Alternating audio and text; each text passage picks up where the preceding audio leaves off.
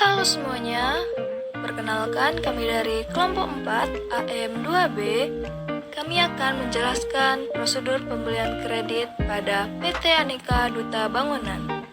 Saya, Anti Rohayati Putri, dengan NIM 4112201039 dan rekan saya, Fireni Aulia Rahma dengan NIM 4112201046. Saya Nici Aswar dengan NIM 4112201058. PT Aneka Duta Bangunan bergerak di bidang apa ya? Jadi, PT Aneka Duta Bangunan adalah toko bangunan yang berfokus dalam menjual eceran perangkat keras, cat, kayu, serta pipa yang terletak di komplek Ruko Purima 1, Blok C 0607, Teluk Kering, Batam Center, Kota Batam. Kemudian ada struktur organisasi yang ada di PT Aneka Duta Bangunan.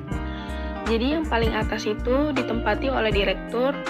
Kemudian di bawah direktur ada 4 bagian, yang dimana ada bagian keuangan, bagian akuntansi, bagian pembelian, serta bagian penjualan. Lalu di bawah bagian pembelian ada satu bagian lagi, yaitu bagian gudang. Kemudian di bawah bagian penjualan ada bagian pengantaran. Flowchart prosedur pembelian kredit pada PT Aneka Duta Bangunan. Flowchart prosedur pembelian kredit pada PT Aneka Duta Bangunan. Pada flowchart ini melibatkan 4 bagian internal dan 1 bagian eksternal. 4 bagian internal ini diantaranya ialah bagian gudang, bagian pembelian, bagian akuntansi, dan bagian keuangan. Sedangkan satu pihak eksternal ialah pemasok. Flowchart ini diawali dengan bagian gudang, di mana bagian gudang memberi informasi kepada bagian pembelian bahwa barang sudah habis. Bagian pembelian yang menerima informasi dari bagian gudang bahwa barang telah habis ini akan melakukan keputusan untuk melakukan pemesanan.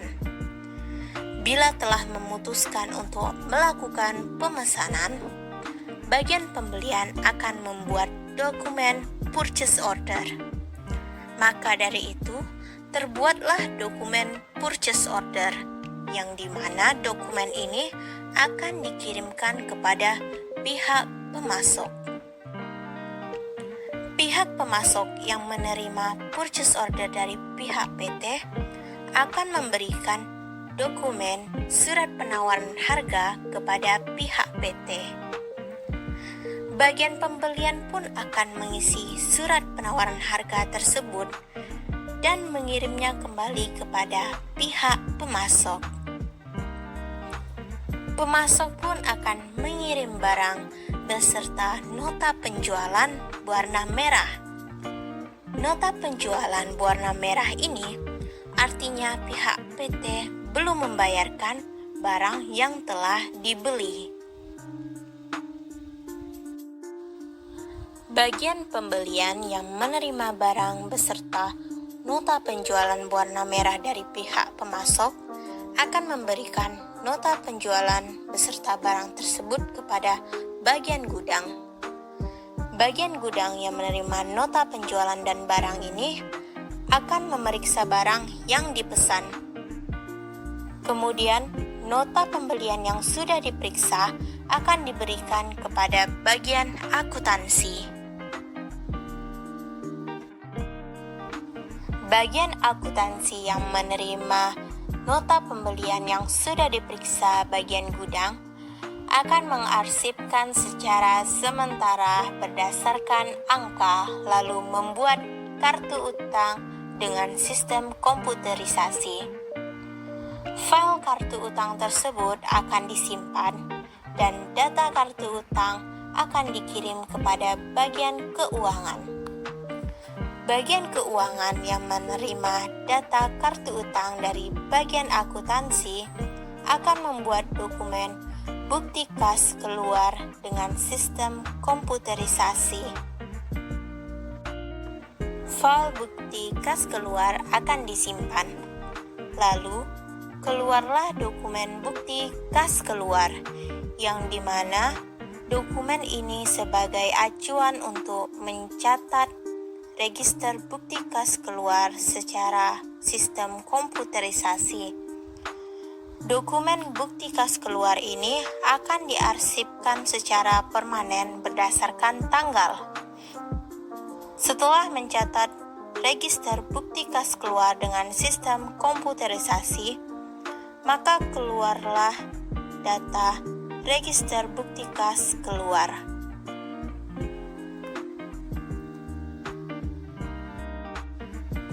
Di akhir, pemasok akan memberi nota pembelian berwarna putih beserta kwitansi. Nota pembelian berwarna putih ini artinya pihak PT telah melunaskan barang yang telah dibeli. Kwitansi dan nota pembelian yang diterima ini akan diarsipkan secara permanen berdasarkan nomor pemasok. Maka dari itu, selesailah flowchart prosedur pembelian kredit pada PT Aneka Duta Bangunan. Berikut ini adalah sistem pengendalian internal yang sudah diterapkan pada PT Aneka Duta Bangunan. Yang pertama, pada PT Aneka Duta Bangunan, fungsi pembelian sudah terpisah dari fungsi penerimaan. Yang kedua, pada PT Aneka Duta Bangunan, fungsi pembelian sudah terpisah dari fungsi akuntansi. Yang ketiga, pada PT Aneka Duta Bangunan, fungsi pembelian sudah dilaksanakan oleh fungsi gudang, fungsi pembelian, fungsi penerimaan, dan fungsi akuntansi. Yang keempat, pada PT Aneka Duta Bangunan, pencatatan terjadinya utang didasarkan pada bukti kas keluar yang didukung oleh dengan surat order pembelian, laporan penerimaan barang, dan faktur dari pemasok. Yang kelima, pada PT Aneka Duta Bangunan, bukti kas keluar diotorisasi oleh fungsi akuntansi atau pejabat yang lebih tinggi.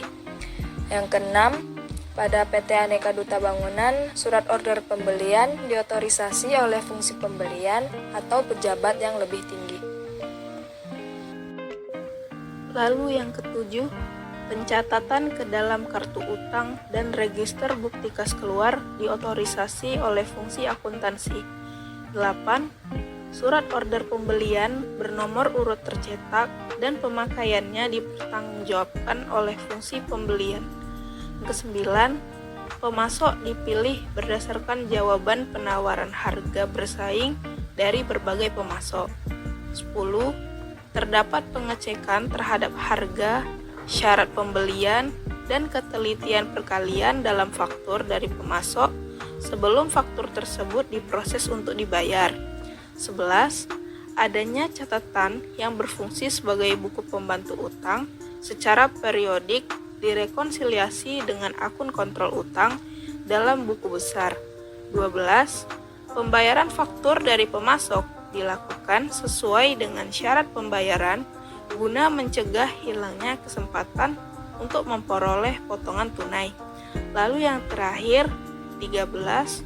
Bukti kas keluar beserta dokumen pendukungnya dicap lunas oleh fungsi pengeluaran kas setelah cek dikirimkan kepada pemasok. Sistem pengendalian internal yang belum diterapkan pada PT Aneka Duta Bangunan. Yang pertama, pada PT Aneka Duta Bangunan, fungsi penerimaan dan fungsi penyimpanan dilakukan oleh orang yang sama. Yang kedua, PT Aneka Duta Bangunan tidak membuat surat permintaan pembelian dan hanya membuat surat order pembelian, kemudian diotorisasi oleh fungsi pembelian. Yang ketiga, PT Aneka Duta Bangunan ini tidak memiliki laporan penerimaan barang. Yang keempat, pada PT Aneka Duta Bangunan tidak hanya fungsi gudang yang dapat memeriksa barang yang datang. Yang kelima, pada PT Aneka Duta Bangunan, fungsi gudang melakukan pemeriksaan dan pengecekan barang hanya menggunakan nota pembelian. Setelah melakukan survei, kami dapat memberikan beberapa saran untuk dijadikan masukan oleh PT Aneka Duta Bangunan. Di antaranya, 1. Sebelum fungsi pembelian membuat purchase order, sebaiknya fungsi gudang membuat permintaan pembelian terlebih dahulu. Yang kedua, fungsi pembelian sebaiknya membuat purchase order sebanyak 2 rangkap. Yang ketiga, fungsi penerimaan sebaiknya dipisah dengan fungsi penyimpanan barang. Yang keempat, penerimaan dan pemeriksaan barang yang datang sebaiknya dilakukan oleh fungsi gudang saja.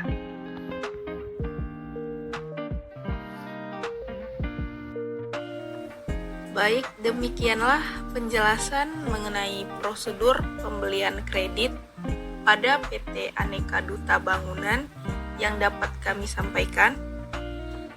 Saya mengucapkan terima kasih kepada Bapak dan Ibu dosen, serta penonton yang sudah menonton video ini.